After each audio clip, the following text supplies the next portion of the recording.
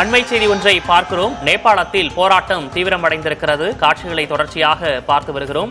போராட்டக்காரர்களுக்கும் காவல்துறையினருக்கும் இடையே தள்ளுமுள்ளு துப்பாக்கிச்சூடு நடந்த நிலையில் 9 பேர் உயிரிழந்திருந்ததாக சற்று முன்பாக நாம் பார்த்தோம். தற்போது நேபாளத்தில் போராட்டக்காரர்கள் மீது தொடர்ச்சியாக துப்பாக்கிச்சூடு நடத்தப்பட்டு வருவதாக தகவல் வெளியாகி இருக்கிறது.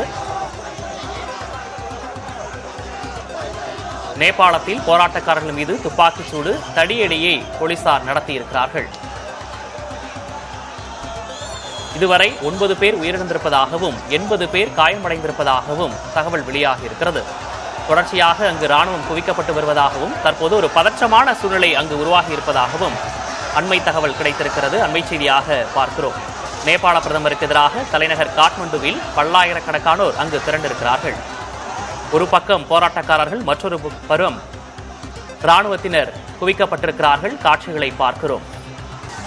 நேபாள பிரதமருக்கு எதிராக தலைநகர் காட்மண்டுவில் தொடர்ச்சியாக போராட்டம் நடைபெற்று வருகிறது. இது தொடர்பான கூடுதல் விவரங்களை வழங்குவதற்காக செய்தியாளர் ராஜு இணைந்திருக்கிறார். ராஜு, இந்த துப்பாக்கிச் சூட்டில் இதுவரைக்கும் 9 பேர் உயிரிழந்திருந்ததா தகவல் வெளியாகி இருந்தது. தற்போது கண்டதும் சுட உத்தரவு பிறப்பிக்கப்பட்டிருப்பதாகவும் தகவல் வெளியாகி இருக்கிறது. என்ன விவரம்?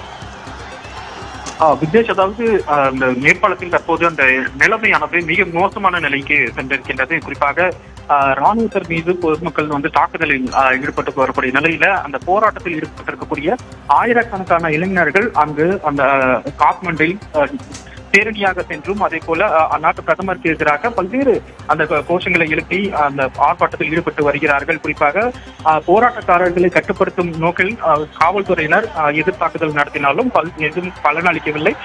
தற்போது இது போன்ற இந்த போராட்டம் தொடர்ந்து நீடித்து வரக்கூடிய நிலையில ஏற்கனவே 9 பேர் உயிரிழந்திருக்கின்றார்கள். பலர் காயமடைந்திருக்கக்கூடிய நிலையில போராட்டத்தை கட்டுக்குள் கொண்டு வருவதற்காக கண்டதும் சுட அந்த உத்தரவானது தற்போது பிறப்பிக்கப்பட்டிருக்கின்றது.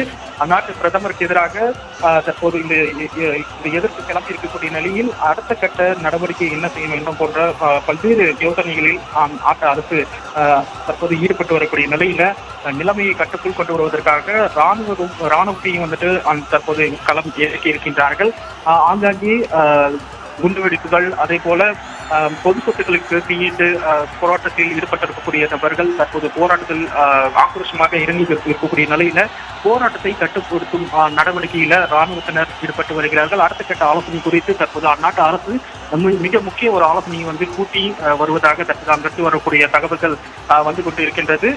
தற்போது பிறப்பிக்கப்பட்டிருக்கக்கூடிய அந்த சமீபத்திய உத்தரவின்படி கண்டதும், அதாவது போராட்டத்தில் இருக்கக்கூடிய நபர்களை கண்டதும் சுடுவதற்கான அந்த உத்தரவு பிறப்பிக்கப்பட்டிருப்பதாக அந்நாட்டிலிருந்து அந்த தகவல்களானது வெளியாகி இருக்கின்றது. போராட்டக்காரர்கள் அமைதியை நிலைநாட்ட தொடர்பான எந்த ஒரு செயல்களிலும் ஈடுபடுவதை தொடர்ந்து அவர்களுடைய அந்த போராட்டத்தை முன்னெடுத்து செல்வதற்கான ஒரு படியாகவே அவர்கள் அந்த அடுத்த கட்ட அந்த போராட்டத்தை தொடர்ந்து போராட்டத்தில் ஈடுபட்டு வரக்கூடிய நிலையில் அடுத்த கட்ட ஆலோசனையிலும் அந்நாட்டு அரசு ஈடுபட்டு இருக்கின்றது. அடுத்தடுத்த விவரங்களுக்காக மீண்டும் தொடர்பு கொள்கிறோம். தற்போதைய விவரங்களுக்கு நன்றி ராஜு.